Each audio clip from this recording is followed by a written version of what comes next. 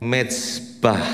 Saya ambil sebuah ayat di dalam Kitab Kejadian pasal 8 ayat 20 dan 21. Lalu Nuh mendirikan mezbah bagi Tuhan. Ketika Tuhan mencium persembahan yang harum itu, berfirmanlah Tuhan dalam hatinya, aku takkan mengutuk bumi ini lagi karena manusia, sekalipun yang ditimbulkan hatinya adalah jahat dari sejak kecilnya. Ini adalah kata mezbah yang pertama muncul di dalam Alkitab kita. Di dalam Alkitab kata mezbah itu dipakai lebih dari 400 kali. Mulai dari kitab Kejadian sampai kitab Wahyu semua ada. Nah, ini adalah yang pertama-tama kata itu muncul di dalam Alkitab pada waktu Nuh keluar dari bahtera. Dikatakan Nuh mendirikan mezbah, dan mezbah itulah yang menyentuh hatinya Allah. Sehingga dikatakan Allah berjanji bahwa dia tidak akan membinasakan bumi ini lagi dengan air bah. Betapa luar biasanya mezbah itu, saudara. Nah, sebelum kita beranjak lebih jauh, saya ingin menyampaikan pengertian kata mezbah. Kata mezbah itu sebenarnya diambil dari kata bahasa Ibrani, mizbeah.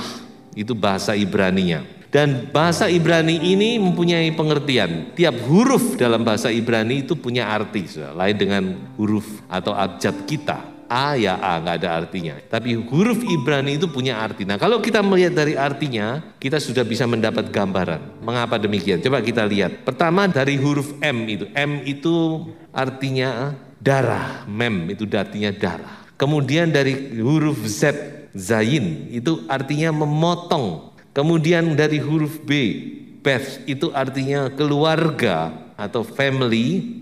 Kemudian yang terakhir adalah huruf CH. Akhiran CH itu berasal dari kata het, artinya adalah perpisahan, pemisahan, separation. Jadi kalau 4 huruf ini kita gabungkan, kita mempunyai pengertian yang baru, saudara-saudara. Dari kata mizbeah itu, yaitu darah yang dicurahkan untuk menyatukan keluarga atau hubungan yang terpisah. Jadi tidak heran Nuh membuat mezbah, karena Allah waktu itu sangat marah, murka dengan manusia, murka dengan ciptaannya, sehingga Allah membinasakan manusia. Dan mezbah ini kembali mempersatukan Allah dengan ciptaannya, sehingga dikatakan Allah menaruh belas kasihan. Walaupun tadi kan dikatakan Allah tahu kalau manusia itu dari kecil hatinya sudah jahat. Makanya manusia itu perlu ditebus, saudara-saudara. Jadi inilah pengertian mezbah dari katanya, dari huruf mezbah itu sendiri, mizbeah. Nah, sekarang kita mau melihat lebih jauh, pengertian mezbah itu apa sebenarnya? Mezbah itu menunjuk kepada apa? Ada 2 yang perlu saya sampaikan di sini. Yang pertama, mezbah itu adalah atau menunjuk kepada salib Tuhan Yesus Kristus. Inilah mezbah yang teragung, mezbah yang terbesar sepanjang zaman, di mana anak domba Allah itu disembelih, dipotong untuk mempersatukan Allah Bapa dengan manusia. Darahnya harus dicurahkan.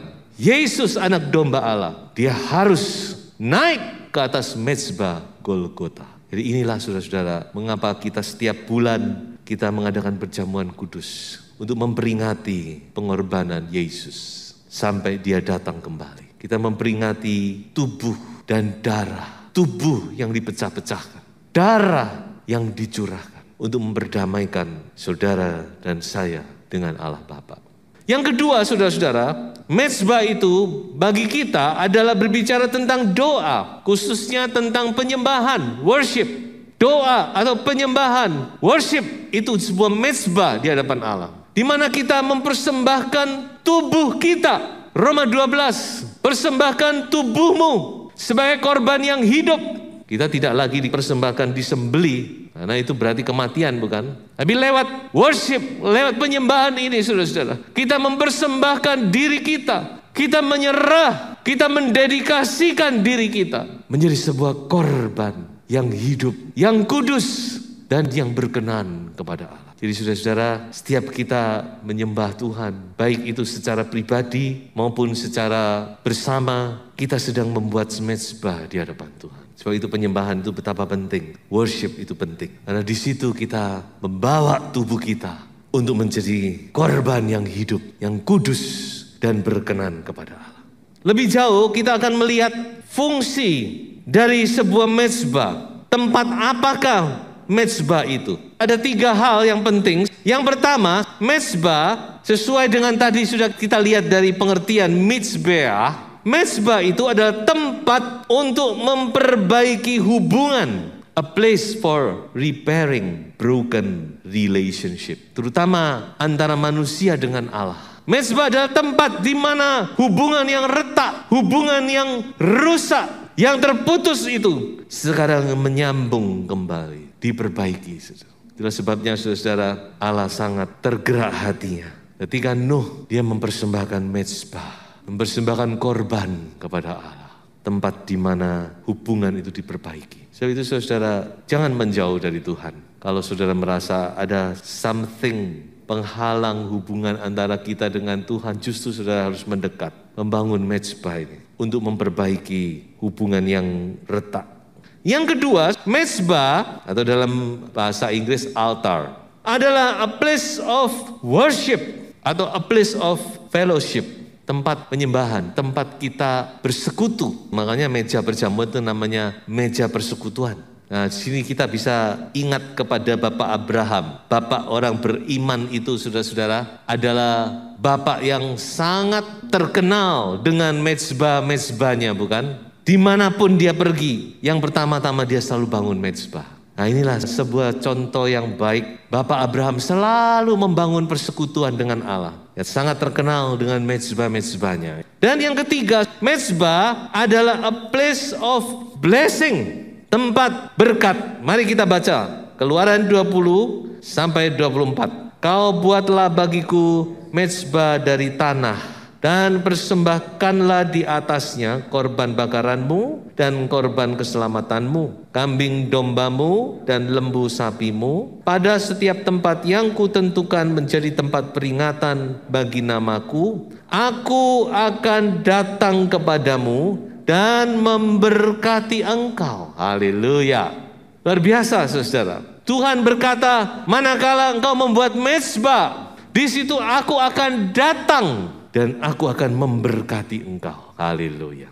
Tuhan itu tidak pernah datang dengan tangan kosong. Tuhan juga menyuruh kita, kalau kita datang juga jangan dengan tangan kosong. Ya, sama saudara. Sebab Tuhan sendiri ketika dia datang, dia selalu membawa berkat.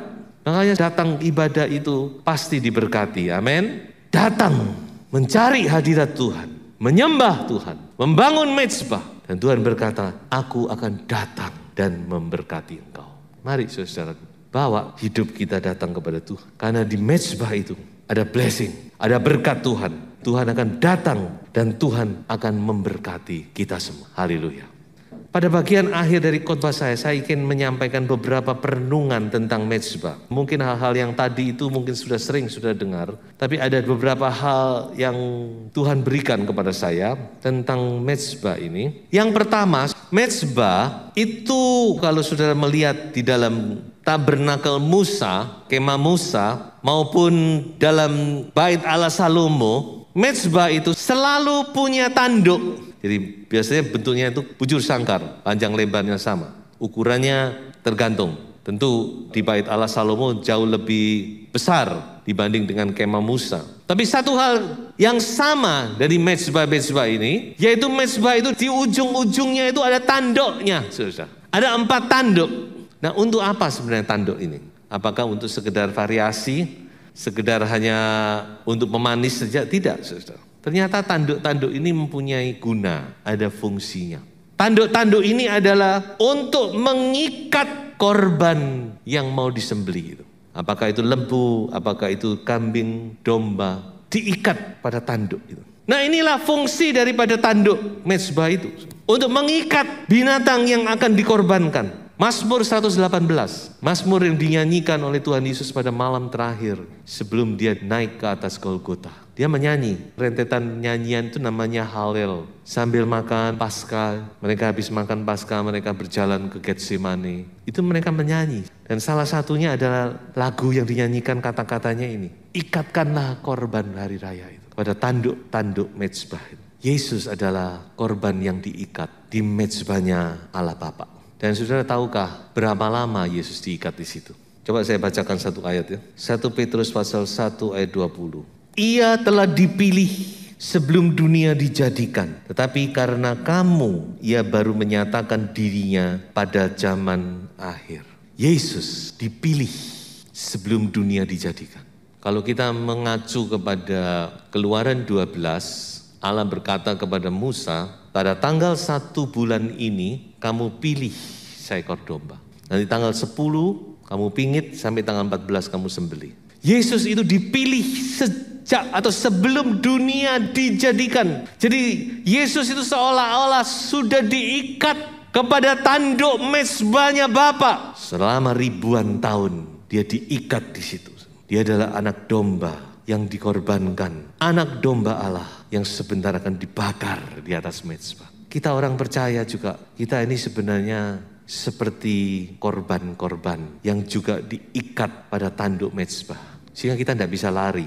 Orang percaya itu nggak bisa lari kemana-mana. Karena sudah diikat dengan tanduk mezbah ini. Makanya kita juga tidak usah coba untuk melarikan diri. Tenang aja. Karena tali yang mengikat ini tali kasih. Paulus berkata, tali kasih yang mengikat kamu. Jadi saudara mau lari kemana-mana tetap nanti datangnya kepada Tuhan. Pasti itu. Kecuali kalau orang itu mau murtad ya, itu sudah lain perkara. Tapi anak Tuhan tidak akan bisa lari dari mezbah. Saudara lari kemanapun, saudara mau mutar-muter kemanapun, kalau sudah terikat, mau gimana lagi? Tambah sakit semua nanti. Leher binatang ini kalau dia mau berontak tidak bisa. Ini adalah hidup kita, saudara. Hidup orang percaya ini tidak bisa lepas dari doa, dari persekutuan dengan Tuhan. Dan percayalah, tempat yang paling indah itu justru ketika kita datang di kaki Tuhan. Amin, saudara. Itulah tempat yang paling indah. Pada waktu kita bersekutu dengan Tuhan, kita menyembah Tuhan, kita masuk dalam hadirat Tuhan. Tidak ada tempat yang lebih indah daripada itu. Haleluya. Yang kedua, saudara, kalau saudara membaca kitab Yehezkiel, mulai pasal 40 ke belakang, itu bicara tentang bait Allah.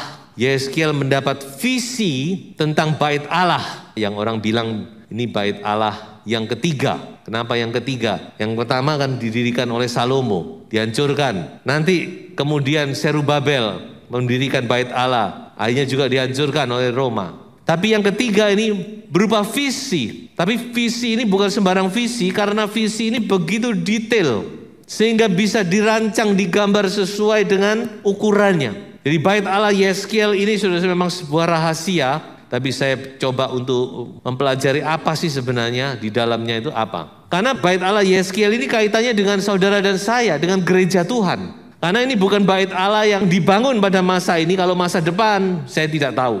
Masa milenium itu sudah saya tidak mengerti, saudara. Tapi yang pasti di masa ini tidak akan dibangun. Lokasinya aja lain, berbeda. Tapi yang saya bisa lihat di sini, bait Allah ini ukurannya masif ya. Yang kita lihat ini kan ukuran kecil ya, diperkecil. Tapi ukurannya bahkan jauh lebih besar dari bait Allah Salomo. Ada sesuatu yang menarik daripada bait Allah Yehezkiel ini, yaitu sentral dari bait Allah itu adalah mezbah. Ini yang tidak ada di bait Allah yang lain. Jadi bait Allah ini kalau disentralkan, baik dengan aksis yang miring atau aksis yang tegak lurus, sentralnya ada di altar, di mezbah. Jadi berbicara apa ini sebenarnya? Tadi sudah saya sampaikan bahwa bait Allah Yehezkiel ini bicara tentang gereja Tuhan. Paulus berkata bahwa kamulah bait Allah yang hidup. Jadi kita inilah bait Allahnya. Bait Allah di mana Allah hadir. Allah ada di tengah-tengah kita. Gereja Tuhan. Dan tidak kebetulan sentral daripada bait Allah ini adalah mezbah. Tidak kebetulan. Jadi saya percaya inilah sentral kehidupan orang percaya. Sentral kehidupan kita itu ada di mezbah, ada di doa. Doa harus menjadi sentral hidup kita. Sebab itu mari saya mengajak seluruh sidang jemaat, mari kita kembali Ayo kita kompak, kita mau jadikan kehidupan doa itu menjadi sentral dalam hidup kita, dalam gereja kita. Haleluya. Mari kita lebih lagi semangat mencari hadirat Tuhan, saudara. Ayo kita sama-sama cari Tuhan. Biarlah Roh Kudus membakar hatimu. Karena hidup kita sebagai orang percaya tidak bisa lari kemana-mana. Hidup kita tidak bisa dipisahkan dari mezbah Tuhan. Hidup kita adalah untuk menyembah Tuhan. Amin. Mari kita saudara-saudara bawa hidup kita di mezbahnya Tuhan. Supaya api itu tetap menyala sampai dia datang kembali yang kedua kali.